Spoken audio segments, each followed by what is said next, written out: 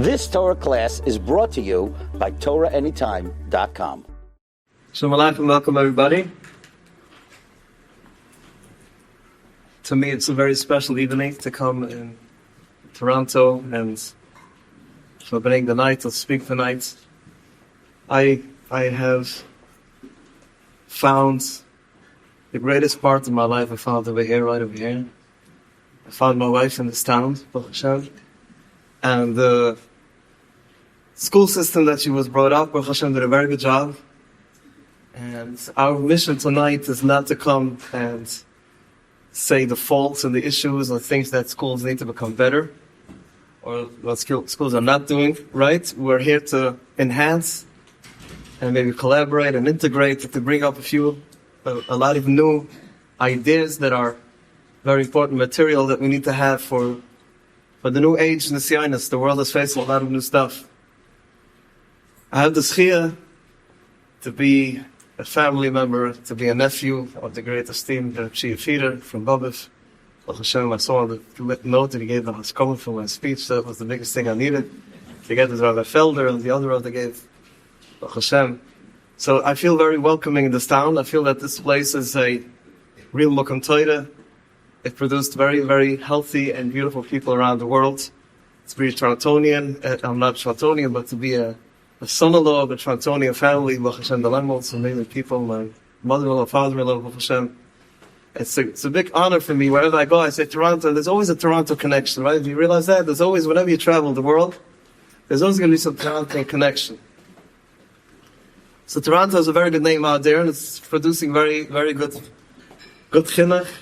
I got kehillas across the board, from very ultra Hasidish to every kehillah. It's an amazing place over here. My wife always talks about her Bas Yaakov experience, Rabbi Stefanski, right? That was his name. She always talks about it's a great place. However, and yet the world is throwing at us a lot of curveballs, right? There's a lot of new challenges are happening around us in the world of chinuch, and unfortunately, a lot of our children are being affected by the world out there, by all the challenges. And it takes for us, parents and mechanchen, a lot of adjustments and enhancing and moving forward, and constantly reaching out and trying to see what else we could do to enhance our chinuch. Our great chinuch is to bring it to a better place, that we should have more and more children joining our beautiful Moses and less falling out of it. It should make the conveyor belt should be a little wider. It should be able to fit a little more types of cookies. It should be only one type of cookie cutting machine, and we need to expand and create more. And sometimes the best way to learn of how to deal with our challenges is to look at the organizations like Chinuch that we're presenting here tonight, or many other places that are already dealing with the children that totally fell out of the system, that are really living a challenged life every moment of their day. To listen to them, and then somehow to learn to take out from there some ideas and some preventative measures that we could put into our schools, into our homes, that we should have less children going off. Kesha Nafshi has, just 2 weeks ago, when I was there, I think it was the 14th Shabbos they made. There's over 5,000 couples went in and out through Kesha Nafshi. So Klal Yisrael is really dealing with real stuff. There's nobody came because their child is, put on a green tie. They came because there's something really, really serious happening. And there are so many thousands of people that don't come to Shabbosim because it's very painful. It's very hard to make it official and to come out there and to join a Shabbos like that. Obviously, whoever comes once comes forever and joins it and really grows. So in those Shabbosim is where we learn a lot, when we see what's really happening. And the way we call it is called Crisis Chinuch. So there's regular Chinuch and Crisis Chinuch, and then a lot in between. Very extensive gray area. But I'm going to be talking today about Crisis Chinuch, enough that we should be able to understand, and everybody should see what they could take from Crisis Chinuch model to bring into the regular Chinuch home, a little bit of it, to, Be'ezus Hashem, help our other kids enjoy Yiddishkeit the way Yiddishkeit is meant to be. Because Yiddishkeit is something that does not have to be sold. Yiddishkeit is the most amazing thing. As I said before, when a salesman wants to sell a product, and they go to stores to sell their product, if it's a good product, they don't need to sell the product. They just need to explain to the store, what is the product that I'm selling? And the store is going to understand he can make money off it, he'll sell it. But if the product is a shvacha product, you have to constantly talk how good it is. Yiddishkeit does not have to be sold. Yiddishkeit is truth, Yiddishkeit is emuzik, Yiddishkeit is geschmack in this world, Yiddishkeit is geschmack in the world to come. We have the most amazing communities in the world, we have the most amazing nation, and the most amazing Torah. And whatever would ever happen, like a Yid has to, if a Yid knows what it is, there's no reason they should drop it. And if someone leaves the fold and they start behaving in a way that they don't keep the Torah the way they're supposed to, it's not because Yiddishkeit has some Shlachkeit. It's not because of that. It's because they are being hurting. There's pain in them. They're not able to see the good. When someone has a toothache, they're not very interested in ice cream. Probably not. I don't love ice cream. I hope when someone is in pain, when someone is struggling with something, you're not into different pleasures. You first want to take away your pain. So the first thing is that we believe, we understand all the therapists, the mechanchim, and the rabbunim, the Rabbal Keshanash throughout all the years is klal number one, that Yiddishkeit is solid. And if someone does not keep Shabbos the way they're supposed to, if someone is not keeping tznius the way they're supposed to, it does not come because they made a choice. It comes because they're in pain, they're running away from something, they don't feel included, and it can be various different types of pain, which we're going to enumerate on soon, different types of causes. But nobody goes off the derech because they made a choice. 100 years ago, there was Askula, there was Maskila, there's the Enlightenment movement, and there's many different movements that came into Klal Yisrael. And I still think it was pain also, but at least they thought they're not Pekaris. They were. Nobody goes off the derech today because they're not Pekaris. There's no such thing. I haven't met someone. I've met quite a few people in my life. I'm in this line for many, many, many years. And I deal with boys and now with girls and with school. And nobody goes off, nobody stops keeping Yiddishkeit because they became an atheist. Even if they say they are, it's pain. They're running away from pain. Or they have pain from the community, or they have pain from their local shul, from their family, or their inner pain, their own inner thing. Nobody chooses to be bad. But you're going to ask me, what's Bechira? We all went to school, we all went to yeshiva, we all went to Bais Yaakov's, and we learned that every person has a choice. So if a person has a choice, why does my sister, or my daughter, or my son choose not to keep Shabbos, or to do something, or to go on technology and different stuff? Why do they choose to do that? So do they have a choice? Do we not have a choice? If you come and tell us, I'm telling you the question that I know that's going to run through your head if you're new to this mahal. That we were told that every person has a choice, so the Bechira. So what's going on with this person? Why is this person not choosing? And the teretz is, that is true, that every person in the world has Bechira. Every person in the world can make choices in their life, but in different places. We all have, whoever has more than one child knows, I always say that I have the Shiva Samina. Every child is very, very different. One is a grape, one is a grapefruit, they're very different. Every child, we're the same happy for every child that's born. It's like a little gift that's being wrapped in many wrapping papers, and as they get older, another wrapping paper comes up, and then the child turns 2, 3. This kid struggles with jealousy more than the other kids. The other kid struggles with anger. The other kid struggles with... So, we have Bechira in very different places.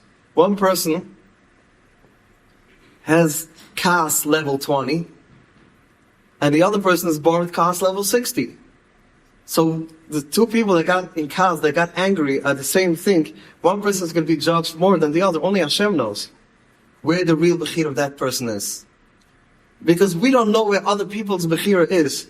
So some people, for them to do one thing, in the pain that they're in, and the anger that they have, the resentment that they have, whatever it is that triggered them, or that caused them pain, for them, this could be so chushet, Shemai.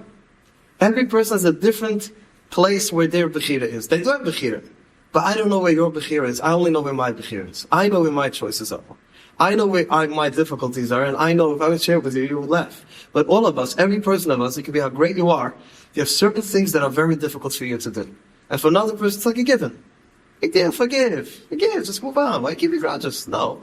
This person struggles with keeping grudges more than the other person. And only Hashem could judge who's really working on themselves, who's not, and how much, and where his schar is, and where. So we don't know where other people's bechira is. We know people have bechira. So if a sibling is struggling, or a child is struggling with something, to keep in Yiddishkeit a certain thing, maybe that person is going to get schar for just doing that very same thing one time.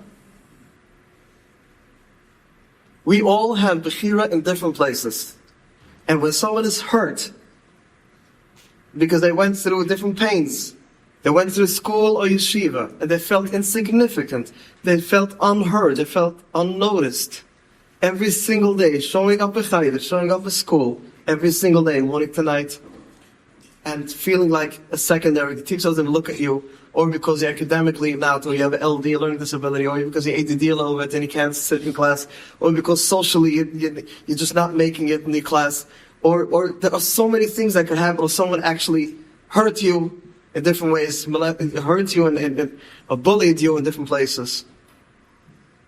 Or nobody's fault. You only have different limitations that Hashem gave you. And you're going through class day in and day out. Every single day feels like hours and years for certain kids. And they label themselves as failure. And the parents don't know. We don't know about it. We don't know what's cooking in them. We don't know that they're labeling themselves as failures or losers or whatever. They have these very strong words. Hashem doesn't care about me. All these thoughts that run through their brain. When do we realize that something is happening? Usually by Yiddishkeit. We see the couple that starts going smaller, or they take over the yamak, or they get it children. Everybody in their Yiddishkeit levels where they're at, so the girls start with sneers, so they stop showing up to school, they start waking up late, they're not interested, you need to start working. Guys should go to shul already. That's when we start to realize something happening. But you know what? That's quite late. Yiddishkeit is the last thing that goes off a child.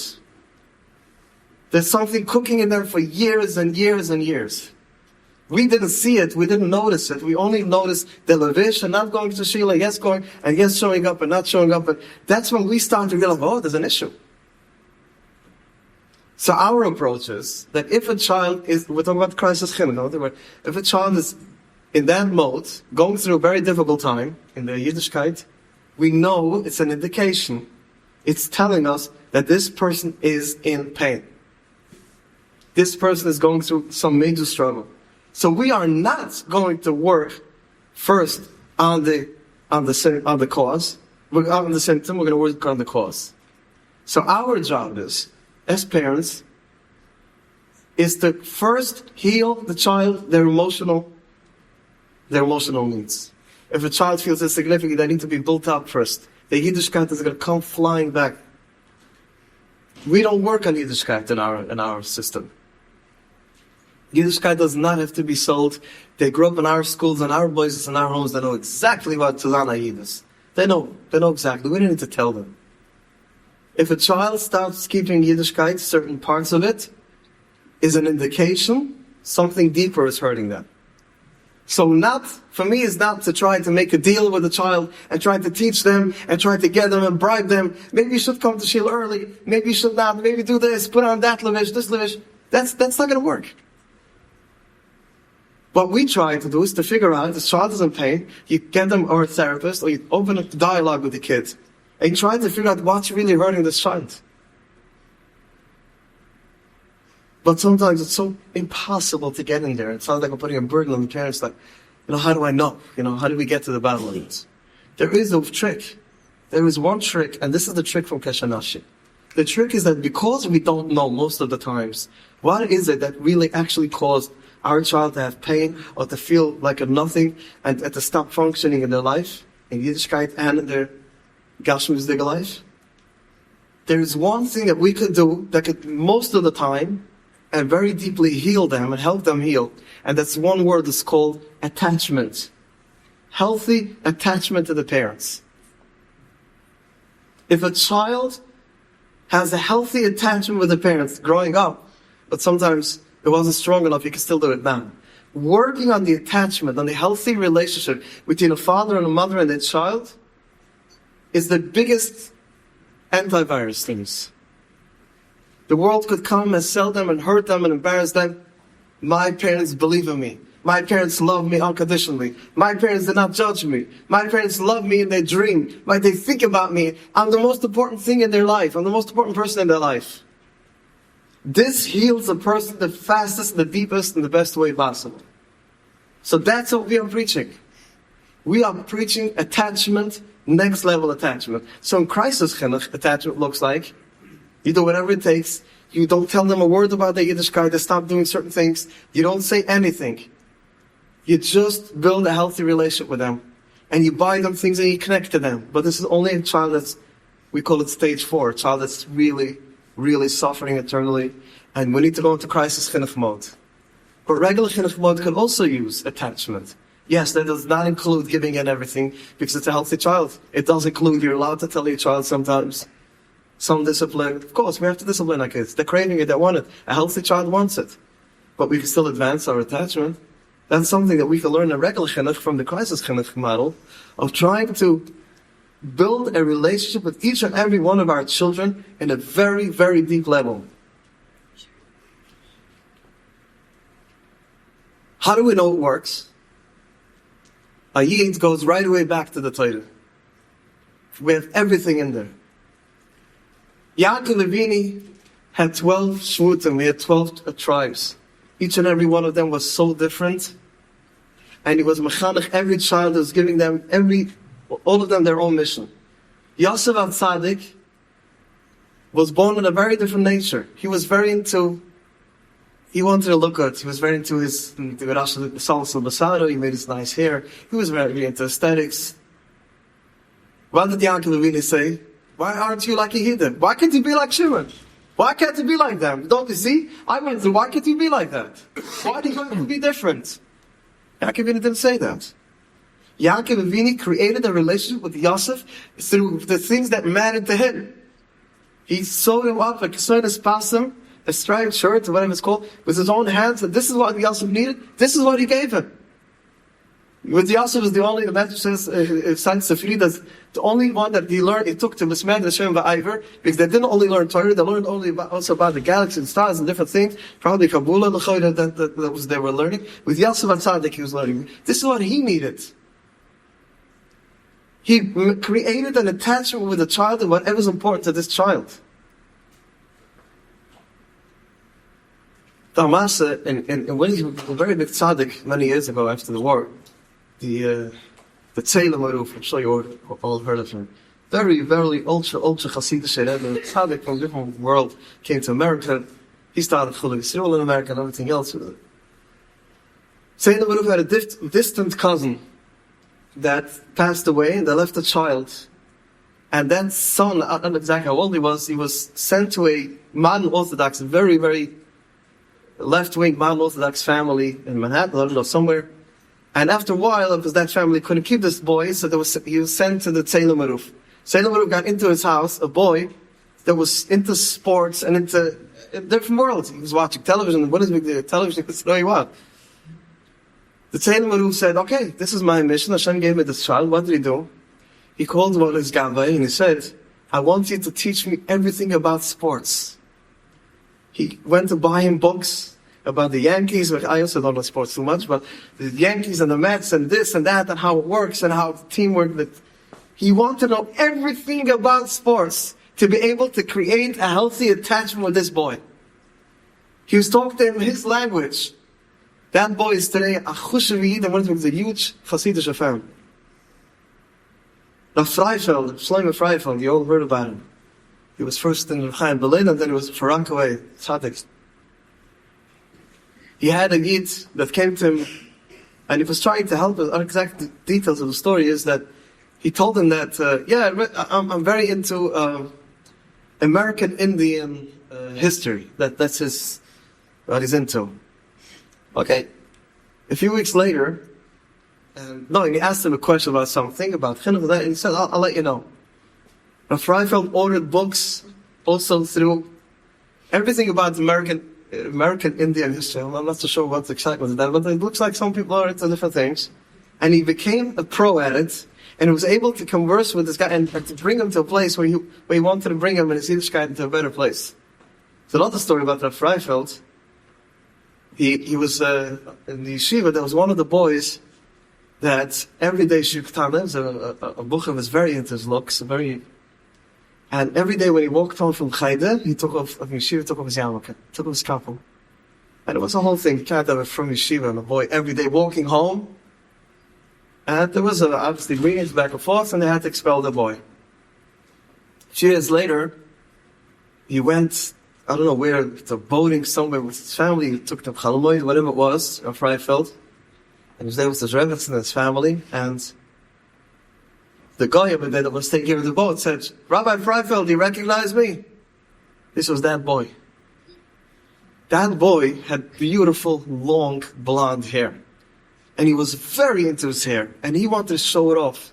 And Freifeld started crying and said, if I would have just tuned in to this boy's needs, to this boy's, I could have saved him. It could have been a tata from a big family. He was not moichel himself that he wasn't able to zoom in on his needs and this child's needs. Yaakov Avini zoomed into Yosef HaTzadik all the way. And then when Yosef HaTzadik had the dreams, you'll see the whole parsha again and again and again and again and again. Even all the shvutim, he understood Yosef needed to be Yosef. At the end of the story, towards the end of the story, the beginning of our story, is where Yosef HaTzadik was given the biggest Nisayon in the world that a man could have. And Chazal tell us, what was Yosef HaTzadik able to withstand? The boy that was into aesthetics, into looks, into beauty, into worldly things, and he was able to be Ayman ben Asayim with Potiphar, that whole story. We all know the details. The only thing that kept him being in Mitzrayim after so many years in prison and belittled and everything, saw the cluster Puna Shalom, he saw his father's face, he couldn't do that. The attachment, the love, the relationship between him and his father was so strong and so deep. No Nisayon in the world was ever able to get him to stop doing that. The world is very colorful out there. It's fake colors. It seems, Yiddishkeit can sometimes seem black and white. The Gemara is black and white. It's not so colorful. But if a child has a real, healthy, strong attachment with the father and the mother, then even the nisyonos that come along the way, they're able to pass. And this is something that we are seeing that works. And then when you have a child, back to Crisis Chinuch, you have a child that is already in crisis. The only way to bring them back is not to set any boundaries. Remember, I'm talking about Crisis Chinuch. No boundaries. Nothing. Just attachment. We first want to heal this child. That's all. Yiddishkeit will come back. You'll see it will come back. The problem is when we go the other way, the children feel disconnected and they're never going to connect to Hashem again after themselves. I had a boy, I want to share with you a very sad story. I had a boy in Muncie that came to me. I used to have in my shul, I had chabur for the boys Thursday nights. And the boy came to me, he came from a very, very ultra-closed Hasidic family, ultra. And his father threw him out of the house, his parents threw him out of the house because he put on jeans or whatever it was. And they did not handle him. Kesher Nafshi didn't exist yet. And they felt they're doing the right thing. They didn't want to ruin the other kids, and they didn't want this and that. They kicked him out of the house. He came to me. I was very encouraged, and we used to see, all kinds of whatever I was able to do. This boy got a job, and he's worked in a construction company. In the construction company, he was, they were working. One day, he used a circle saw to cut wood, and he cut off most of his arm. He was hanging on I remember the story, he was medevaced with a helicopter. Once he went crazy. He was taken to the hospital. He had 7 surgeries. One day I got a phone call from him a few weeks later. I said, you still how are you? I was so excited. He called me. He said, I want to come to your house. I want to talk to you. I said, sure. He comes to my house with a huge body cast. His hand was like that. He was white. And that's how he came in. He couldn't even walk. I said, I could come to you, I could come visit you. No, I just want to come here and tell you one thing. He says, you remember I told you about my father? When I woke up after second or third surgery, my father was by my bed 24/7, making sure that I have the best care, the best doctors, the best everything. I couldn't believe how much my father loves me. It paid for me to come off my arm to know how much my parents love me. Ouch. That's what he told me. We love our kids. We love. They don't feel it sometimes. It's not us, it's them. They don't feel it, they don't know it, they don't. Now our kids, we need to say it. We need to say it. We need to connect to them. And then back to Crisis Chinuch. And when you have a child that's already doing things that are not good. You know, when a child does something, they embarrass you, they do something that's not, it's very painful for us parents to face the world and to walk in the street with our child. I'm not going to hide this. I have my own daughter, Baruch Hashem, that's going through her stages. Baruch Hashem's doing a little better than she started. Going through a very hard stage. And I remember the first time, it happened very sudden, if you're bad friend, whatever Hashem wanted. And people know me a little bit. I get cheated, like, I'm not just I'm walking into Evergreen, you know what Evergreen is? Like the most famous store in Monsey. And I'm walking down the aisles with this girl dressed. It was very painful for me. And I was telling myself, hey, practice what you preach. And I was good. I didn't say a word. Not a word. I got into the car. And my daughter tells me, Tati, I am so sorry for the pain that I'm causing. I'm so sorry. I know it's very hard for you. People know you, the whole store. I saw people looking. Oh, he also has a child, yeah? Nobody is. You could also. I told my daughter in very, very strong words, I said, you did not cause me any pain. You are in pain, and you're going through a certain stage in your life. It's okay. If I had pain, it's my choice if this should bother me or not. It's my choice. It's my problem. You're not doing it to spite me. And you know what she told me? She says, Tati, you're so right. Of course, I'm also in pain. I'm like this. I can't resist the sight. It's just what if it is. We don't need to tell a kid that's a kid in crisis, we don't need to tell them what they're doing wrong. They know it. They live by us. They grow up in our schools. They know exactly how a Yiddish girl is supposed to look like and a Yiddish boy is supposed to look like. They know. We don't need to tell them. We don't need to Yiddish in the message. Like someone stabbed with a knife, is still turning it. We don't need to turn it. They're living with it.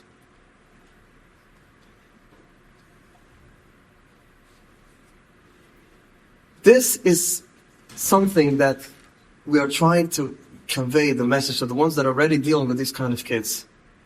Obviously, the question is, if my kid is not all there yet, it's not totally in crisis chinuch mode, what do I do? Do I do regular chinuch? Do I do crisis chinuch? Half and half? That's a very individual question. It's not something that can be preached. But at least listen to the ideas of how we train. But you need to make your own cheshbon. And your parents, and you can make your own decision. Certain kids, you feel they're not totally there yet, and you want to push the fold a little bit, of course, try. I'm not saying to always give in, of course not. But some kids are in a state, if you would tell them one piece of musar, they will harm themselves. Thousands of kids are harming themselves, cutting themselves. Many of you know what I'm talking about. And if you don't, thank Hashem that you don't know. A lot of kids don't want to live anymore, or they hurt themselves because they're in such pain and the parents don't even know. It's a big risk to tell a child that's in that stage, in the stage of real crisis, stage 4, the way we call it, to say even one word of Muslim. But if the kid is not all there, the kid is somewhere between, of course, you need to have cycle. You can't just... I have to say this clear because just a few months ago I was in Manchester together with my wife. She was supposed to be here today also. She had to go home to New York last night, but really, she was supposed to be here to share.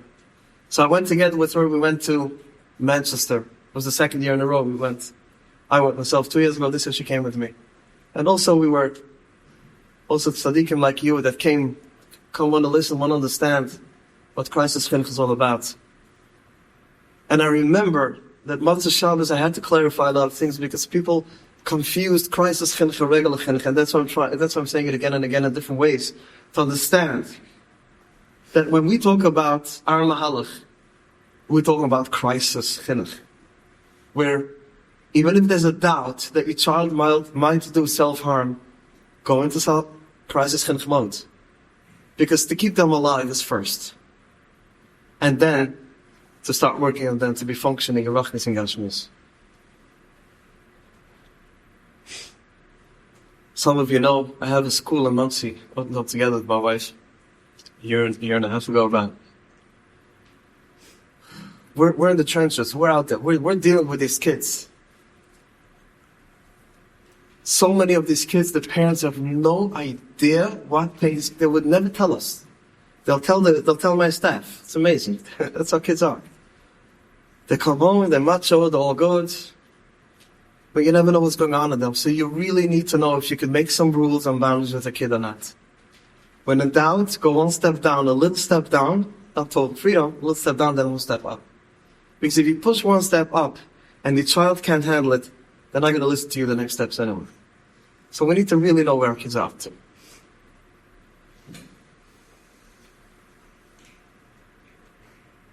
Crisis Chinuch is a gift. It's a matuna for Klal Yisrael. It was worked out after so many years with so many different professionals and Askunim and Albunim and Gedolei Yisrael that supported this mahalach. When we're dealing with a child that might hurt themselves, just no boundaries.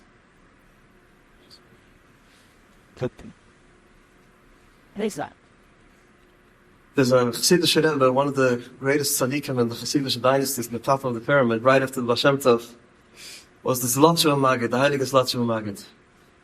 The Zlotchev Maggid's son writes in the Sefer that he used to call everybody tzaddik. People think it's a new thing today. The Chassidim at all time used to call everybody tzaddik. Because everybody is a tzaddik. To me, everybody is a tzaddik. Because I don't know where the Bechir is.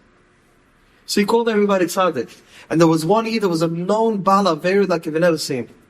And this Zlotchev Maggid called him Tzaddikul, come here, Tzaddik.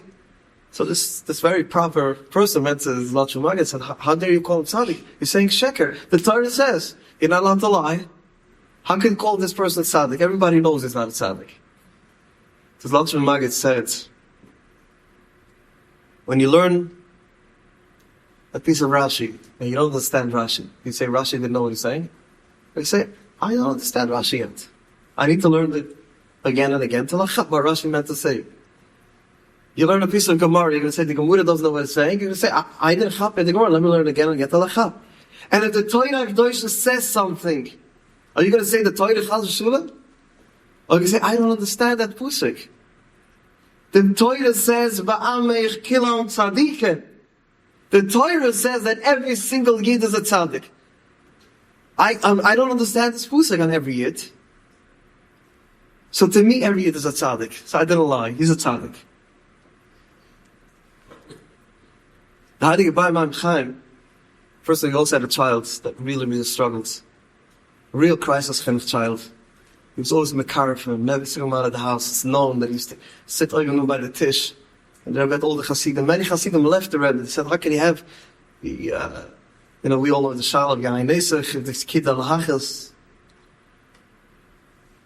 He didn't care. He was always mekar for him, mekar. He was always connected. At the end of his life, he did Shiva. He did Shiva. He became healthy, so that's why he started keeping the Torah mitzvahs the way he's supposed to. So the Heilige Bar Maim Chaim, whenever he made kiddush, before he made kiddush, he used to look around. He didn't want to be a Balgaya that he's standing here and all the Chassidim around. He used to think, this person is more than me. This person does more chesed than I do. This person, he used to think in his head that everybody is the tzaddik and more than him in a different place, so that's how he made kiddush. Till one day there was a shvachi that came in also, and he was struggling and didn't want to make kiddush until in his brain he was trying, and then he turned to one of his sons that were standing and said, tell me about the seed. And one good thing, I can't make Kiddush. I need to know one good thing that this person does. And Nebuch was a very, very shafty Yid. He said, like, okay, he made Kiddush. So Rebbe, what did he do? What was he cheshbon? He said, I thought, very simple. If I would have his parents, his life, his friends, his neighbors, his nature, I would probably look worse than him. I probably wouldn't even go to shul. So if I would be in everything what he went through in his life, I would probably look worse than him. So he must be a tzaddik. That's how he was able to. And that's what he taught Klal Yisrael. That if you would really know what that person is struggling, you would really know where their person's nisyanis are, and the hardships, and they were bullied and hurt, and whatever they went through, or starving their own self-bashing, whatever, it's not always a blame someone else, it could be your own. If you would be in their shoes, you would probably look a little different. So that's how you can be down like Schis. You think the Baditcher Rov was down like Schis, everybody, it was a tipish, he didn't know. The Baditcher Rov knew to understand that for this person, for him, this is his struggle. And he's still doing it. In Williamsburg, there was a very big tzaddik, Reb Heschel Spinker. I had the chus to be by him twice. My grandfather took me to him, my father, my grandfather took me to him. Reb Heschel Spinker had the Yid in his shul that came to him crying and he said, Rebbe, my son is off the derech, totally not keeping anything. He was crying those years. And he said, Rebbe, what should I do? So the Reb Heschel said, call him to me. Maybe. He comes home, he tells his Moshe, the Rebbe's calling you. He said, Rebbe's calling, what if I care if I go? Rebbe, he said, listen, the Rebbe was always nice to you. I understand?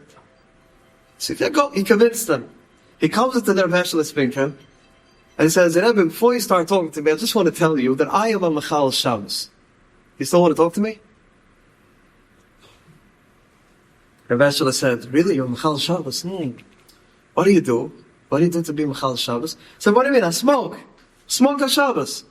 He says, really, you smoke on Shabbos? How many cigarettes do you smoke in a 24-hour period, approximately? Let's say he said 10. 10 cigarettes. How long does it take you to smoke a cigarette? I don't know. 5 minutes, 3 minutes. He said, so an hour from every Shabbos in Mechal Shabbos, that means that you're keeping 23 hours Shabbos. That's amazing.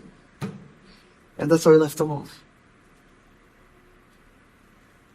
He didn't tell him, you lost the whole Shabbos, not all or nothing. So 23 hours he kept Shabbos. This boy went home, and he made chesed next Shabbos and smoked one cigarette less. And now he's a regular chushiving man, and he's going around saying the story, how the Rebbe saved him. There's a beautiful story, this is about after Baba Rebbe's name, my aunt and my shved, Baba, I need to say about this story.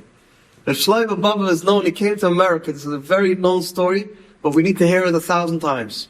He was the first in the East in Manhattan. He didn't have minyan in the beginning. Right after the war, there was collecting minyan. And then his son, his Gabon, was just trying to bring in. And there was no minyan, it was late, and they needed one more person. And there was, so Shlomo said, ask every guy, are you a Jew? Almost like Chabad, because he said, are you a Jew? And one guy said, yes, I'm a Jew. He says, come in. He said, I don't daven anymore. Said, just stand here for minyan. There's a Rebbe over here. He wants minyan, and needs 10 people come down. He came. I think there's more details in the story. I know all the details. He was a chazan. He wasn't a chazan before the war. He said that he dropped Yiddishkeit in the Holocaust. He didn't want to know Hashem anymore. Next week Shabbos came again. They again looking for minyan, this and that, looking up for him. They couldn't find him. And Shlomo said, go out and find me. And they find the same person again. They bring him in. They said, okay, fine, I'll come. It's the last time I'm coming here. You guys I don't keep Shabbos. I'm not interested in nothing. A few weeks later, there was more Yidden started coming to America. So the Baba Ruf had enough minyan. And he said, I'm not starting to daven until we bring in that Yid again. If he came in here, I need to bring him in. And they said, remember, come on, it's embarrassing for the shul. You're going to bring such a Yid. I don't care, I want him to be. They couldn't find it. They went all the way up to the corner. There's a park. And in the park, they see him smoking on Shabbos. So they loved that scene. Whoever it was, they came to Rebbe. He smokes on Shabbos, on Shabbos. Before Hesia, in public, he's not part of our meeting. We don't need him for Tadavan anymore. The Shlomo said, I still want him to bring him. Bring him to come down with us. He said, Rebbe, but he's Mechal Shabbos. And Eichet, he smokes Shabbos. The Shlomo said, Eichet, nicht Hitler Eichet. He doesn't smoke. Hitler is smoking. This is the model of Kesher Nafshi. Nobody smokes Shabbos. It's their pain. It's their own Hitler. Their own, whatever it is. Their own demon. Their own fears and worries. We don't know what's in their heads.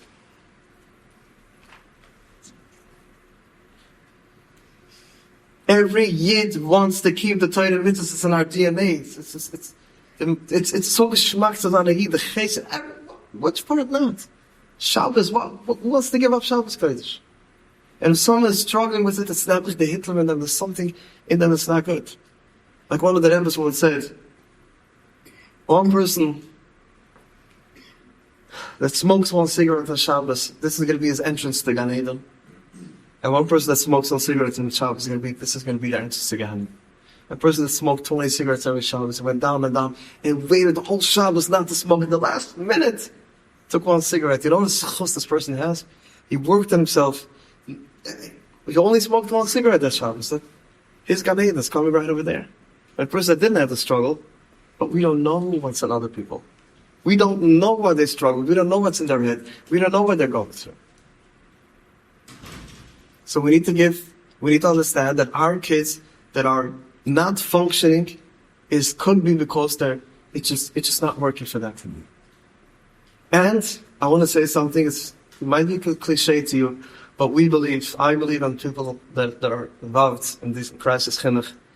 COVID created massive issues which are so unknown to us at the moment. It's scary. I said it. Yes, it's scary. A lot of the kids that were in the year of learning Gemara, that was the year of COVID, now they're in Yeshiva Katana, they're not functioning, the kids that were in Kita Aleph, they were supposed to learn Aleph Beis, are struggling now with Aleph Beis. And how many kids got exposed to get used to screens and not socializing for a year? I think over here in Toronto is a little tougher than New York. We found the loopholes. We always find the loophole. But still, it was very tough. I'm telling you, we know how COVID literally did a lot of damage with Chinuch in our kids.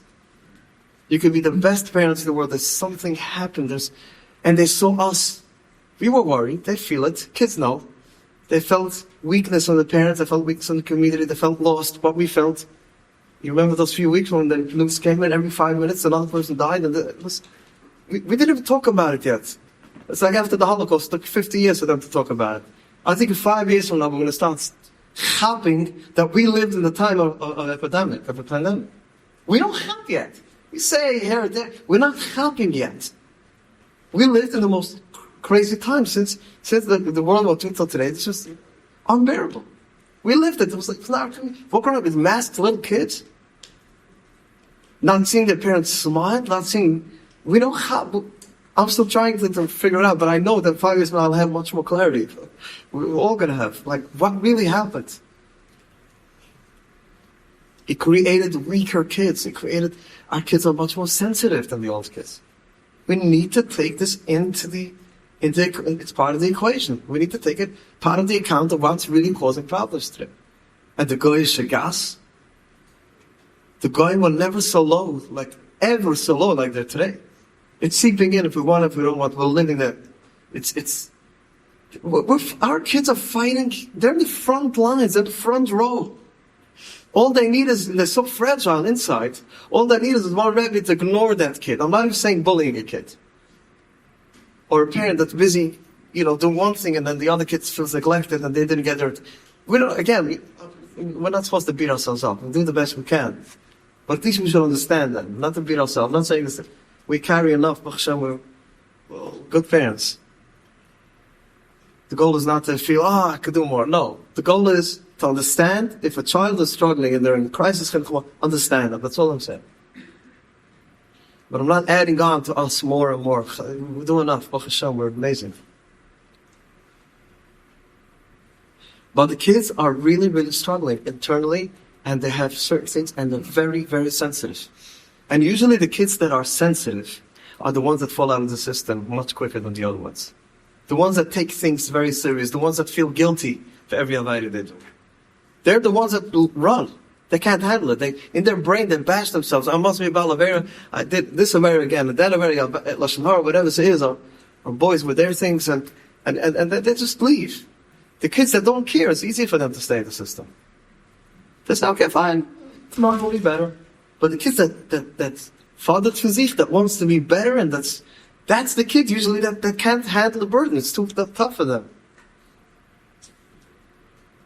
So we're going back to the word attachment. Attachment is that we understand every child in their level, wherever they are, if they're a regular kid, regular healthy Gesundheit kid, if it's a kid that's totally into the crisis chinuch, crisis mode, or anywhere in between, is to create a healthy attachment. That is number one. So if there's a shala in your head, should I do this? Should I not? Should I put down a boundary? Should I not put down a boundary? Should I say something? Ask yourself, is this going to bring me closer to my child or distance me from the child? That's the barometer. That's the way to gauge. If the new rule that I'm going to do in my house, if whatever I'm going to do is going to bring my child in a healthier state of mind, is it going to be a healthy attachment to me, or it's going to distance my child from me? A distant child is definitely not going to be Oived Hashem. Can't. We're not healthy, you have to be to be Oived Hashem. The Torah was just given to us a few days ago. What did Chazal say? Every sick person got healed. Hashem healed every Yid. Hashem emotionally, physically. He even put flowers in Bar Sinai. He gave us everything humans need to feel good. And then He gave us the Torah. You know how healthy a person has to be a functioning Yid? The Kalake v'Chamira. That's not a gesundter Mensch. So we could do this. It's not such a hard thing. It's a decision. You notice it. You put it into your head. I need to make. Where's my attachment with this kid? Where's my attachment with that kid? Where's my attachment? Is it a healthy attachment or not? Is this kid going to feel open to confide in me or not? Or at least to reach out for help. If not, your attachment is not in a good place. And if you want your child that's already struggling, and you were very busy with their Yiddishkeit, they feel even more hurt.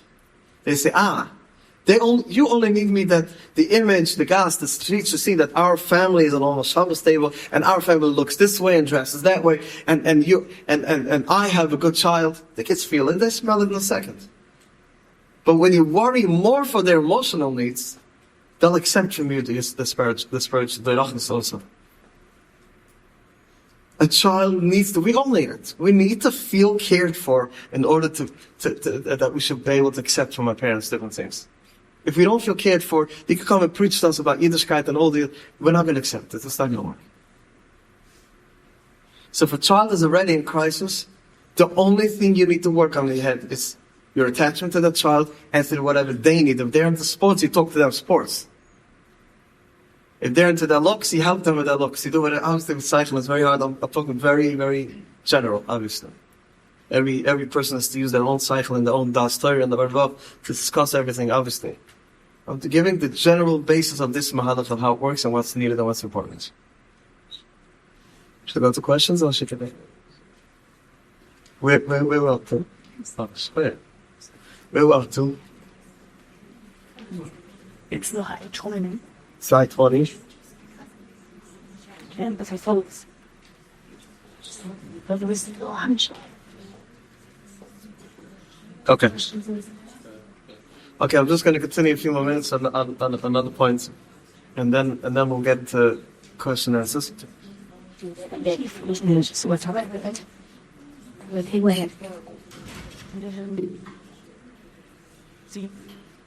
I want to talk a little bit about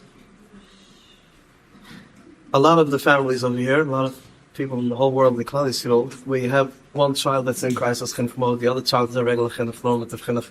How do we balance it? And what is considered regular chinuch? Like how does it work? How does normative chinuch work? What's something that we could do? What's the regular idea? And how do we deal with it when we have one child like this and one child like that? There's a story that I have to say stories. The Baal Shem Tov, Talmud, the Talmud said that he once heard from his Rebbe, the Baal Shem Tov, that he asked the Shemayim, why is Mashiach not coming?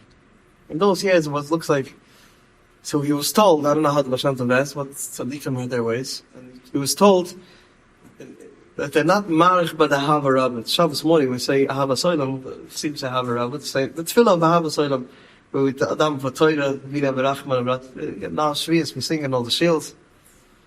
We're not married in that tefillah. In other words, that we don't daven enough to connect to the Torah and to live like a Yid and to Shmoy, Lilma, the Lam, and this one will last. So the Heilige Tolda said that people don't understand the story. That's not what the Baal Shem Tov said. He said, obviously, that tefillah is a very important tefillah. We don't exaggerate, we don't extend ourselves enough when it comes to giving Ahava Rabba extensive love to another Yid and to our children and to everybody else. Ahava is the only way, he said, that before Mashiach and Akam started already 300 years ago, prior to Baal Shem Tov, until very soon Mashiach and Akam, the only way that really is effective, that works, is only through Ahavas Hashem.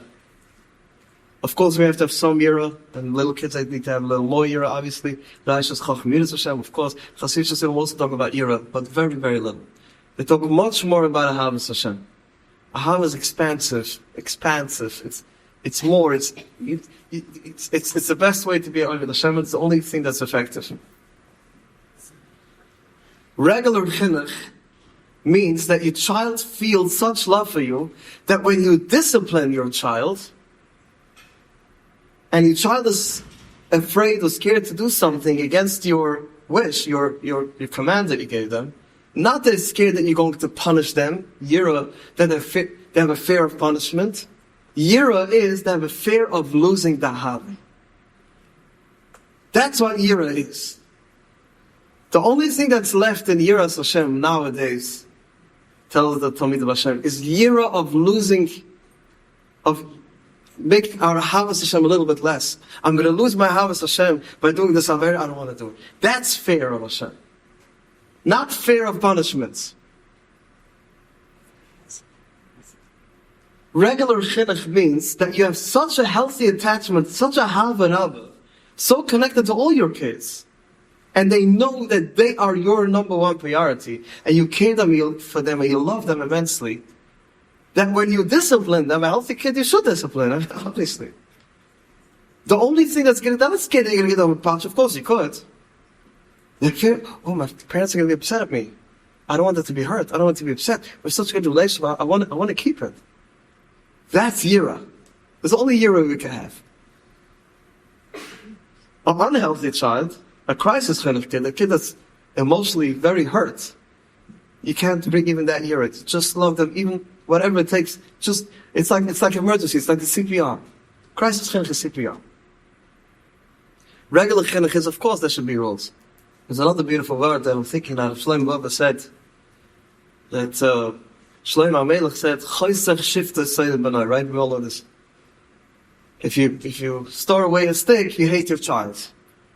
So it can be touched that you have to have a stick at home. You have to be able to shmas a kid. For us, you have to touch. So Shlomo Baba said, no. If you put away your whip, yeah, that's the right word, your stecken, you're going to have to end up using it, and that's why you hate your child. So you need to have some yira, you need to have some rules and discipline in your house, and some fear of punishment, so you should never have to use it. That's what it means. But because he said if you don't have it, you'll have to end up using it. Have the stick there. It doesn't mean physically a stick hanging on the dining room wall. It means have your rules.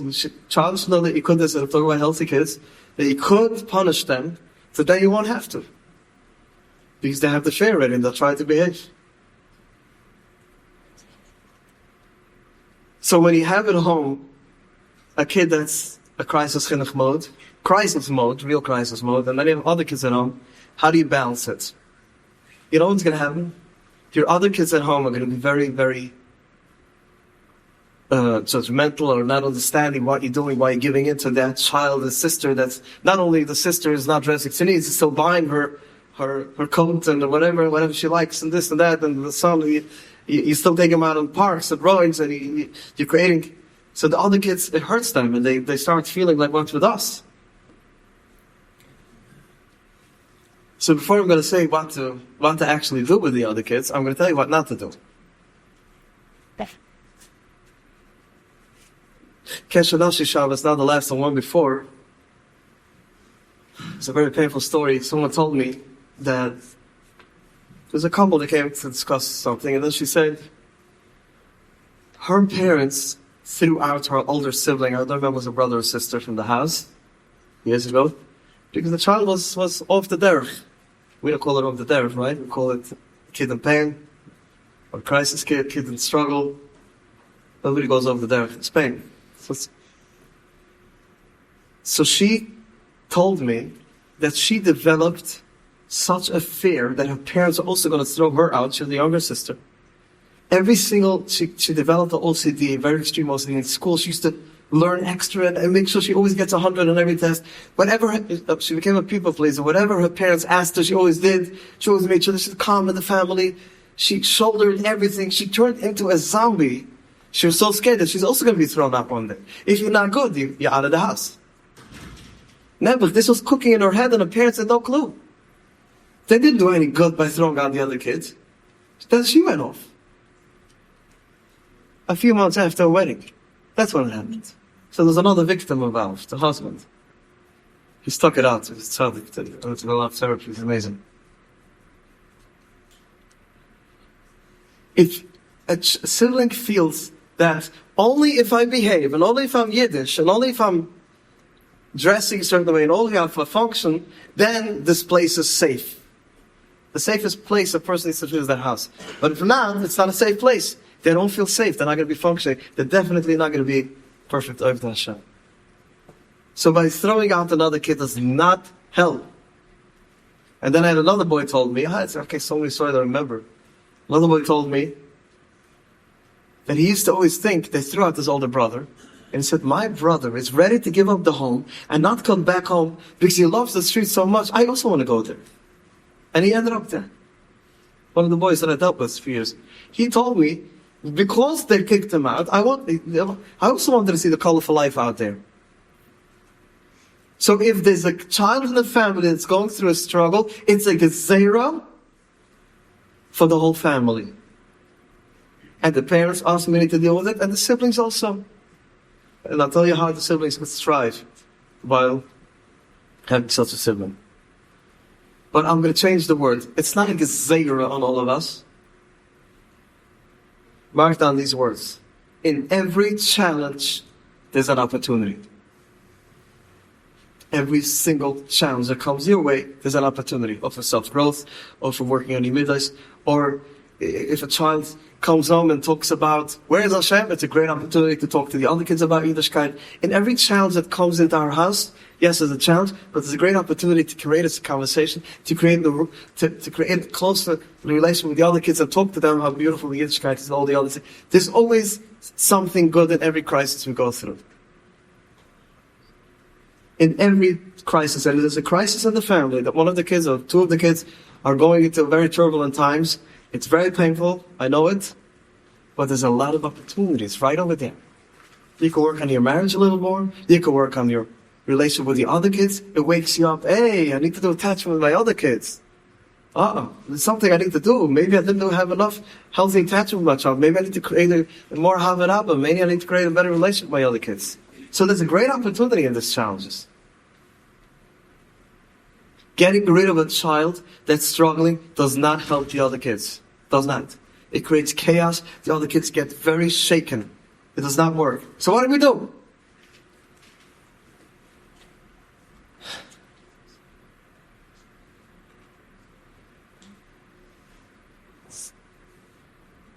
We tell the other kids.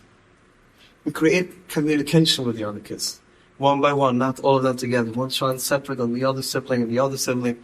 And we tell them, we're struggling with the sister of yours, the brother of yours. Doesn't want to go to daven, or it's high level, low, whichever level they're in. It's not because this child wants to be bad. There's something bothering him. I don't know what it is. Sometimes you do know, sometimes you don't know. So we are trying to be makar with this kid, and we're doing extra love. We want to heal them. The Yiddishkeit will come back. We're first trying to help this kid get out of their pain, get out of their confusion or whatever they're in. And you do not need to carry the responsibility for your sister, for your brother. Me and Tati, the parents, we are the ones that are responsible for our child that's struggling. But you could help us, you can have a shlichus, you can help us out a little bit. By being nice to that sibling. And understanding your parents when they do something extra for the crisis kid, then don't be so jealous to understand that this kid needs a little extra. I'm not a Chabadska, But Chabad has taught me something amazing. You have people that are living in Wyoming and Mississippi in the Amazon River and living in Indonesia and even in Greenland. A friend of mine was, my secretary actually was in Greenland. There was one Chabad shlich over there. How do they keep their kids from? They don't have a bigger percentage than the average, than the other Hamish of dropouts. They don't. I don't know the exact numbers, but they don't have a bigger percentage of dropouts. Their kids are growing up between Goyim, the lowest places in the world. I don't think that Chabad Chinuch is that much better than our Chinuch. I don't think so. Maybe a little. I don't think so. You know what's helping them? When a person is being given a shlichus, a missionary job, to become the influencer, you cannot become influenced. It's either or. If your child comes with you in the airport and he says, let's put him on film, he tells no, look at him, wow, he said, Shema. Your children are growing up of giving Yiddishkeit. Not only they're not going to get influence from these Goyim, or the Frei Yidden, they're going to become better Yidden. And nobody can tell me this is not true. I've seen it a billion times. We all have seen it. We know. This is what it is. In the 1970s, there was one of the Israeli army, there was a group, and a Chabadski guy wanted to join that group in the army. And the Mankal, no, they called the general, they said, not in my group, no Chabadskis coming to my group. And the guy above him said, well, what do you care if Chabadski joins the group? Well, he said, they don't understand. Last time I had Chabadski, the whole group became full. He was such a soina das, he couldn't handle it. And I'm thinking to myself, 1 second, Chaz v'sholom, my child. To me, it's Chaz v'sholom, and to other people. To me, it's Chaz v'sholom if he joins the army. Would he make other people from? Would he remain from? Or Chaz v'sholom the other way around? The Chabadski was told all his life that you have to give, you have to give. And our other kids in our house, if you tell them, again, you have to say a million times, you're not responsible, but you can help us be makar of this kid. Your sibling is in pain. Your sibling is going through confusion. Just be nice to them. Not only your child is not going to become influenced from the shtusim, from the garbage, your child is going to become a mashpia. I have proof from my own house. I have a son, a 12-year-old son. He was very disturbed when his sister started going through her turbulent times.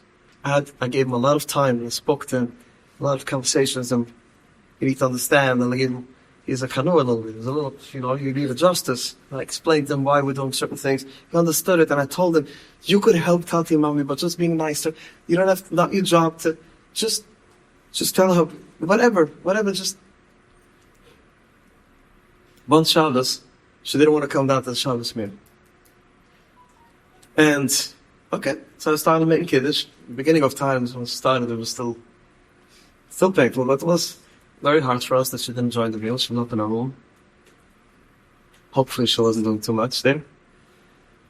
After the meal, we walk upstairs to see that we go to our room, and we see on the floor by her door is the next door from our room, and we see a tray on the floor, a beautiful tray with the fish, the chalas, the chicken soup, the chicken, napkins, doilies, and cutlery, a beautiful, beautiful set.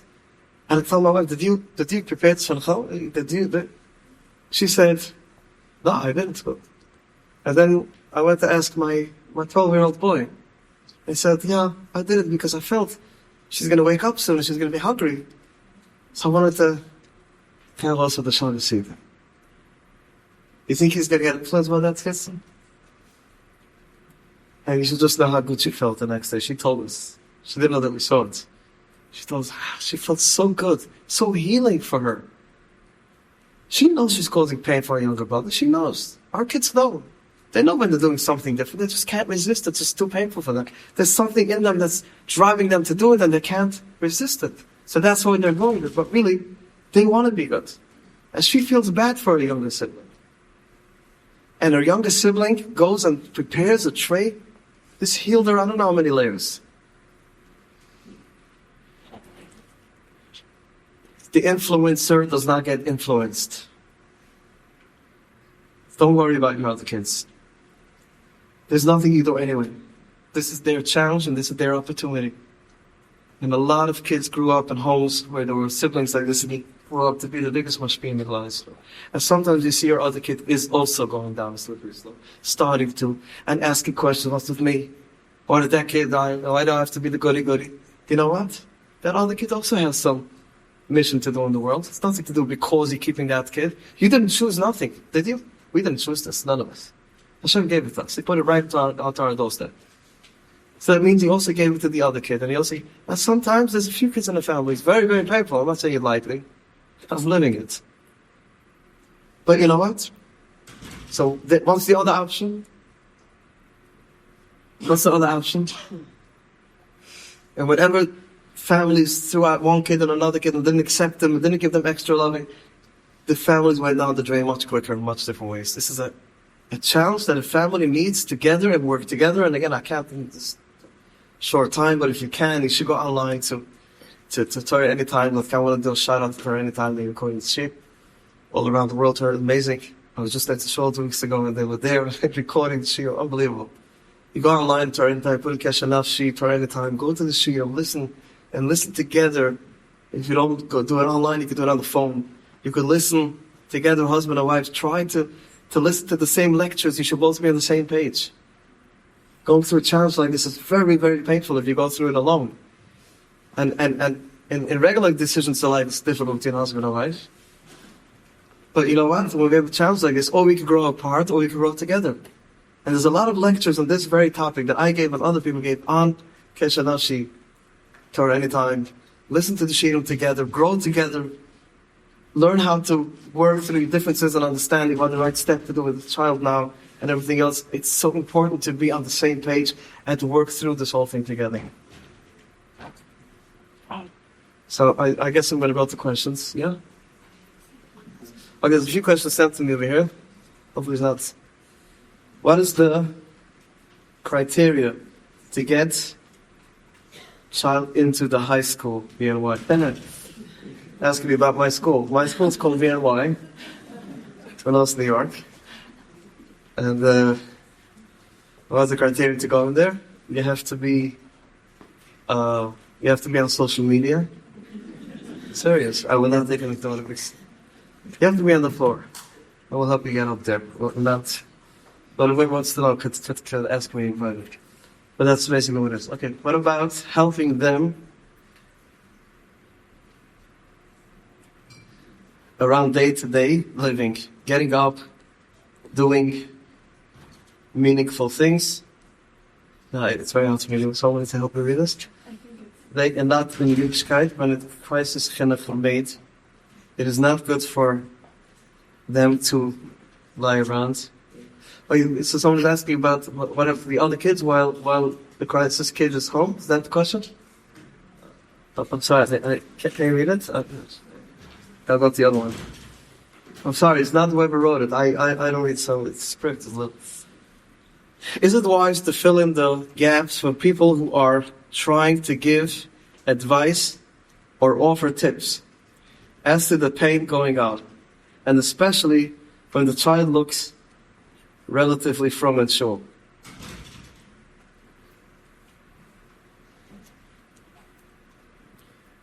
I'm assuming that you're asking that if a child that from the outside looks like a regular, healthy, functioning kid, but really you know the child is going through certain pains, and other people judge you or judge your child, is that it?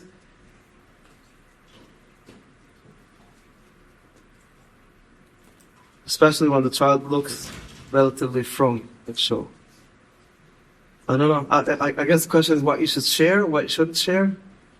I'm sorry, I really don't understand the question. So I'm trying to understand what. A frum kid that is too much time in his room, what does it mean? A red flag? Definitely a red flag, or else you have the whole shots in there.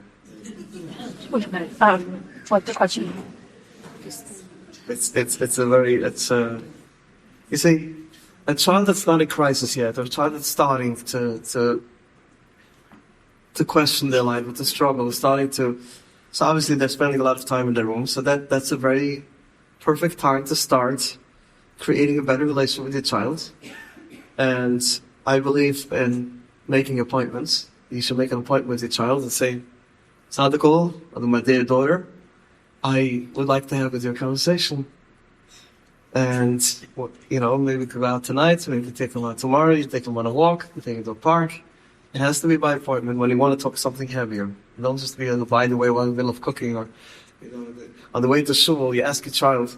If you make it an official conversation, you say, my dearest child, you are in your room too much. Tell me what's going on. Is there something that I need to know? Is there something that I can help you with? It's an invitation. Every time a child does something, whenever there's a red flag or a question mark, it's an invitation for us to create a better attachment and create a better, a better relationship. We should really know what's going on in the life and say, if you don't want to talk to me, can I get you someone to talk to? But we're here for you. We're not going to judge you, and we really want to help you. There must be something going. That's the best you could do.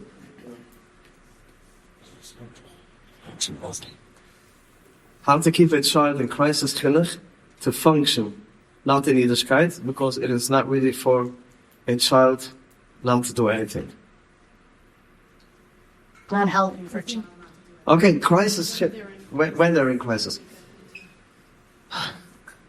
I need to reiterate. Crisis chinuch means, when the child is in crisis, that means that they're not functioning in their personal life and not functioning in Yiddishkeit. It's never just Yiddishkeit. I haven't met someone that is only in crisis Yiddishkeit. They function at the good jobs. I deal with these boys and these girls. They're all struggling and they're all getting, the boys are speeding, they get in trouble with the law, they sleep a whole day, they're up a whole night, they don't eat normal, they don't have social life, they're on their phones, their rooms too long. They're not functioning people. I haven't found come on, it's maybe 1 out of 1,000. That's crisis. No, then it's not crisis more. Then it's taka Yiddishkeit issue, which usually it is something more, but fine.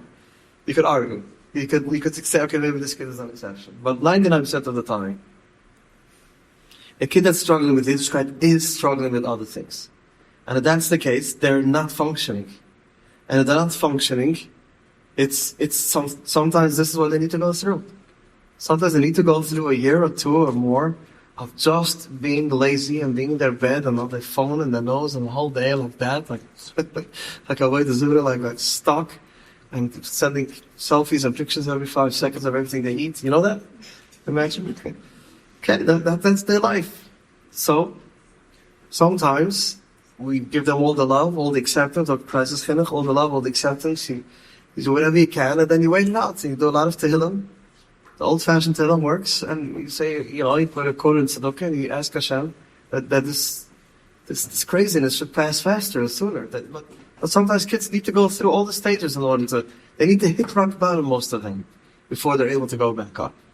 Sometimes we're trying to control a kid that's almost there, but you're trying to control and send people and do whatever you can that the kid shouldn't hit rock bottom. Then they're in that place forever, because they always think that there's something more they didn't try yet. Sometimes this is the time, do it now. Knock yourself, do. Knock your head in the wall, knock your head on the floor. And they get so bored and then they come out to help me. I need to find a job. I want to start settling. It happens eventually. But trying to control them, manipulate them, that they shouldn't hit rock bottom is sometimes, this is a very general statement, obviously. What about helping? Oh, this one is something. Anybody's had a question, you can ask me. It's easier for me not to read. It's not easy the handwriting. Okay. It's the attachment that is missing is because a parent has issues such as an inability to show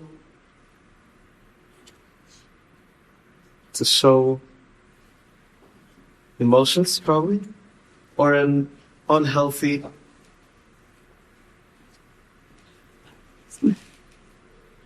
okay, can you read it from me, please? Just read it off. What are the last 2 lines? Please, we need a typewriter. Something just like So you'll send a question on this? I think the idea is when you use a parent, just the attachment, but unless a parent has issues, like there's no affection for you. Oh, if there's no affection or a connection from the parents, is there anything we could do?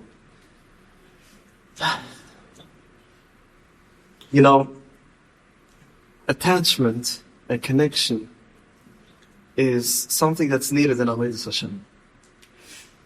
The language that's used in the Heilige Torah is "V'ahavto eis Hashem Elokech." You should love Hashem. That's the word. It's the feelings. It's not only physically doing a thing, doing a mitzvah, doing something. Of course, there's the emotions that's required in Avodas Hashem. Why did you be You're emotionally helping, you're not helping, you're not a doctor. You come there, the person feels emotionally better. So many mitzvahs are based on emotions. And we say the other way around. Hashem loves us. He chooses us with love. So obviously, feelings, the Yah voice or the Yiddah voice, okay, we talked before about Yiddah is. But feelings is something that has to be there. And if a child doesn't feel connected and attached to parents, then they have an issue connecting to the Rebbeinu Shalom. It's one-on-one. They are missing that because they don't know how it feels like. They don't know what a protector means.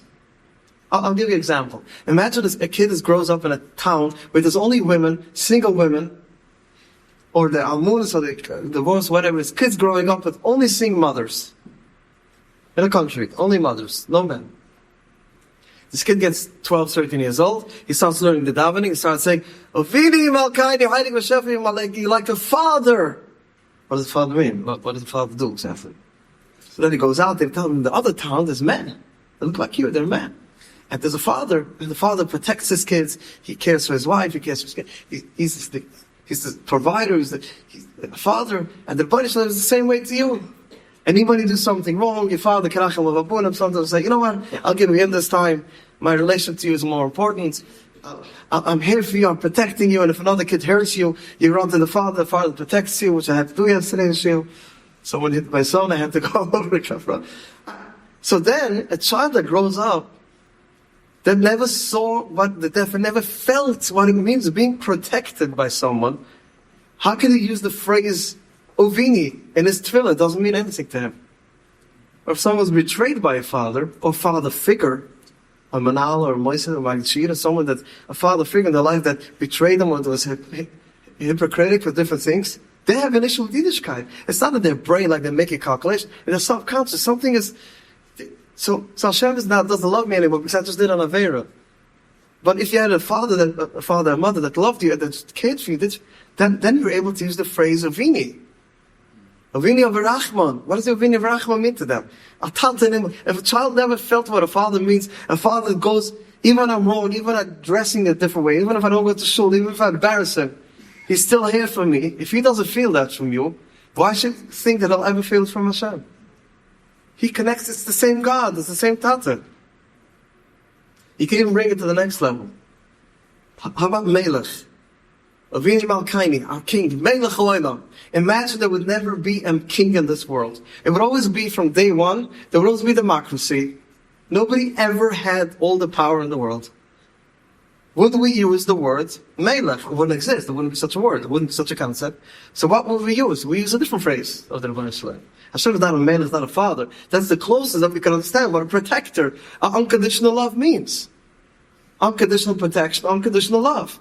But if we don't have that from a melech, because a melech never existed, so we don't use that. So, and there's no such thing as father. What is the Rebbeinu Shalom to me? So you'll use different words. To say the police officer of you'll use a mashal, the closest to understand what it means. So if a child for some reason feels that his father or his mother wasn't here to protect them, not to your fault, whatever happened, you are going to rewrite in their subconscious what it means to be a father or a mother. You love your child even when they hurt you, even when they embarrass you in public, even if they don't dress the way you want, you still love them. Then they could connect, the Rebbeinu Shalom is the same with me. Oh, I get it. There is such a concept. They know how it feels being cuddled in the protection from parents. So if they didn't get it till now, or it was punctured by some reason, by abuser or bullies or whatever happened to their life, I don't know what, you can still rewrite it right now. So that's why we're doing healthy attachment, extra love, and extra connection to show my child, I am always here for you. Regardless what you are doing to me or what you're doing to yourself. I'm a parent. I'm almost going to like my finger, even if I have a splinter. It's, you're part of me. You're my child. And when a child feels that, they get healed. That heals the child. And then when they feel that, then their brain, sooner or later, is going to start doing the same connection to the Rebbeinu Shalom. The same connection. A lot of kids went through betrayals from their other fathers. Their Magachir, they spend more time with their Magachir in Yeshiva than their Rebbe Chayda with their father, right? So again, I want to tell you something. I remember, it's not nice to say, but this came up in my mind. I was in Chasidish Yeshiva in Barak, and Chassidim very mindful of the Shemir Sanai and things like that. So we were told there's a restaurant across the street, a bagel store, that a Chassidish Buch should not walk in there. There's women, there's this, there's that. When Chassidish Buch goes to the restaurant, when Makchi gave a whole drasha, we shouldn't go in. A few days later, I look out of the window and I see him walking into that restaurant. I can't tell you what that did to me. Didn't change me. I went off, Baruch Hashem. That was not my struggle. But I remember I felt like something tore in me. He probably didn't mean anything bad. If he would have just explained that he's married, he could. And for boys, like, fine. My brain, that was... And a lot of kids have seen a lot of hypocrisy out there. They're being told that this person you should look up to, and then that same person's fighting with his brother. This ticks them off. Their protector, their God, the person they look up to is not... It's not like in their brain they make it calculate. Something in them loses the trust in an overall protector, so they can't connect to Hashem either. It's the same thing. What's that? Okay, let's see. We'll try to read this. What if both parents not on the same page? How to handle? I think it's Crisis Chinuch, way not right. Does it work only for one parent? It's unfortunately a very common question that one of the parents are, or because they're themselves on crisis, too much stress and different things in their life, and they're not able to extend this extra thing that we're trying to ask parents to do for the crisis child. And the other parent is more available to do it. So definitely one parent that's doing crisis chinuch mode is definitely better than both parents not doing it. Of course, it's better both together. But sometimes the other parent is simply not able to at the moment. They go through something in their own life. So does the children. It's a very common issue, by the way. A lot of parents, when their children go through certain questionings or certain thing that triggers them subconsciously, it's an enactment, of different, which happens. And it's something, but you know what? It's not all or nothing. It's not all or nothing. Even if a child has one parent that's there for them, unconditionally, they'll be able to connect to the Baruch Shalom because they know that Hashem is also there, the Melech and the Father of the world, that's able to do, He's always here for us, regardless of our behavior. Klal Yisrael, He's never going to forsake Klal Yisrael. The missionaries, the Goyim, Lahavdol, they try to go around giving sleep, that Hashem has forsaken Yidden because we did our virus. Hashem said, I chose you not because Hashem Russell says such a beautiful line. Hashem says, I saw it in one of the Swedim, but he says that why did Hashem take out the Yidden from Mitzrayim when we were meant to Sharet Timah, right? We know all about it. That there's meant to Sharet Timah, 50 layers, the 50th level is something that's unbearable. The last second, Hashem took us out to Mitzrayim, we were the lowest, lower than the world today. Must be. So the question is, why did Hashem wait till level 49? He could have taken us by level 6, it's bad enough. Why did Hashem have to wait to take out Klal Yisrael from Mitzrayim when we're in the worst state? He says that the Baruch Shalom wanted to show us that He loves us, has nothing to do with our masim. He loves us because He loves Klal Yisrael. Hashem chose us. He wants Klal Yisrael. He took Avraham Avinu, Yitzchak, and Yaakov's children, and He wants us. It has nothing to do. Of course, He wants us to function and to do mitzvahs and master to the highest level. But that's not the reason why He chose us. We love our kids in any state, even if they're mem tests. And they are testing us. It's not conscious. Subconsciously, they're testing us. Are you still going to love me when I'm going to do mem tests? Ari came to me like she was a never. One tattoo, and he didn't know how to handle it. He came to my daughter, put on a tattoo. That's already locking herself in. I understand, it's very painful. I said, what did you do?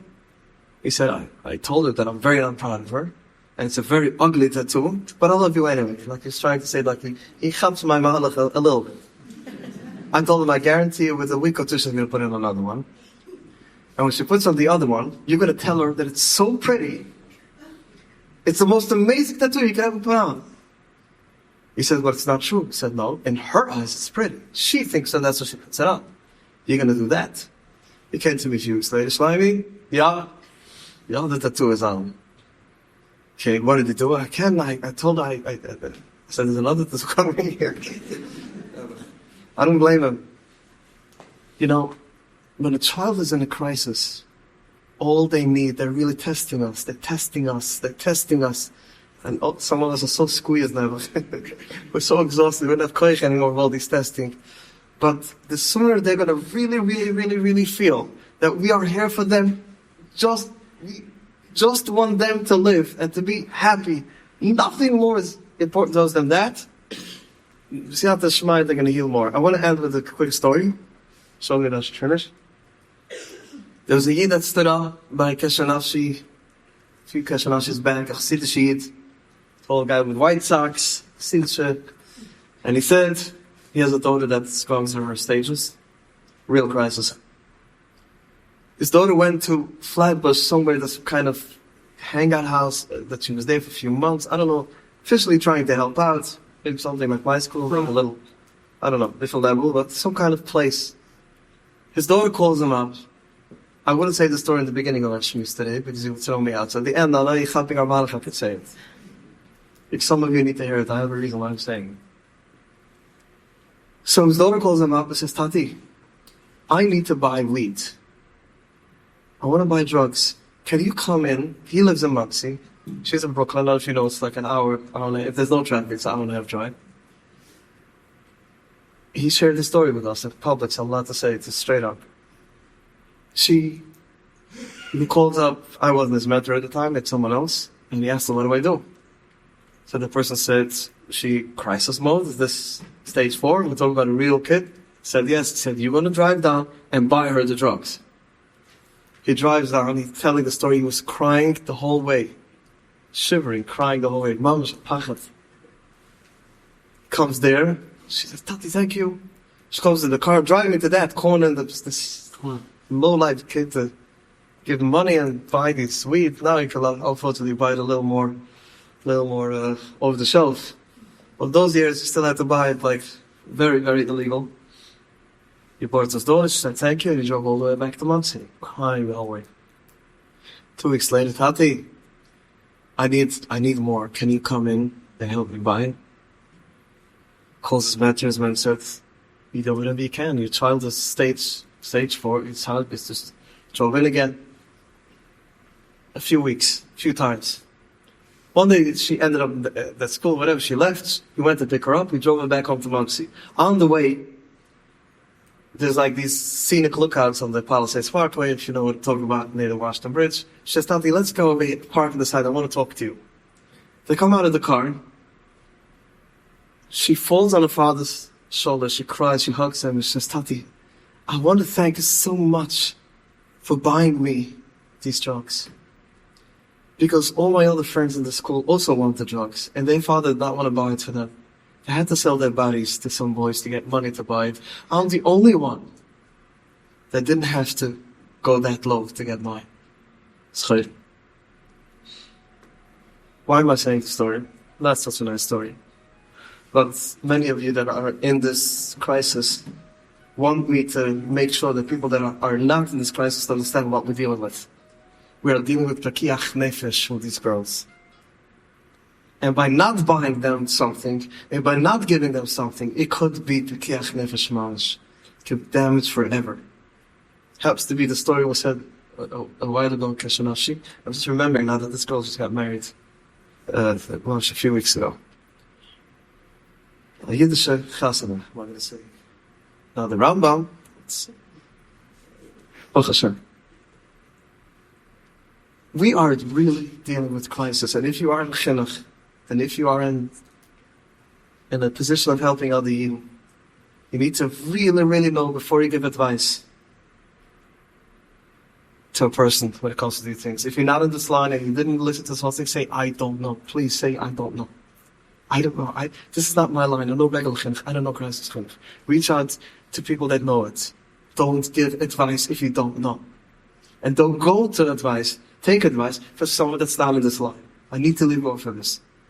Because it's mamash b'keach nefesh. If I wouldn't tell you the end of the story, you would go and say, what kind of, really? Is that the method? You tell someone to buy drugs for his daughter? There's another part of the story. So just remember, if you need advice and you're dealing with a real crisis, there's a lot of downstairs, the people that are in the sugya, the people that are not in the sugya. Talk to someone that's in the sugya. And if you are in this line and you want to get into this line and you want to do more, go online or whatever, listen to all the shirim. Everything is there. There's so many beautiful shirim on every aspect of this sign. Actually, is helping that Hashem should show us, his unconditional love. We're craving attachment to the Hashem. We're craving for him to send Rabbi Nubi. It says in the Novi, it says, he's going to bring back the hearts of the parents to the children, the hearts of children to the parents. Should be good and mamash from Sheikh Zadkaini. And we're going to see the immense love that Hashem gave us through all the challenges. It was all for our goods. Hang in there a little bit. You've just experienced another Torah class brought to you by TorahAnytime.com.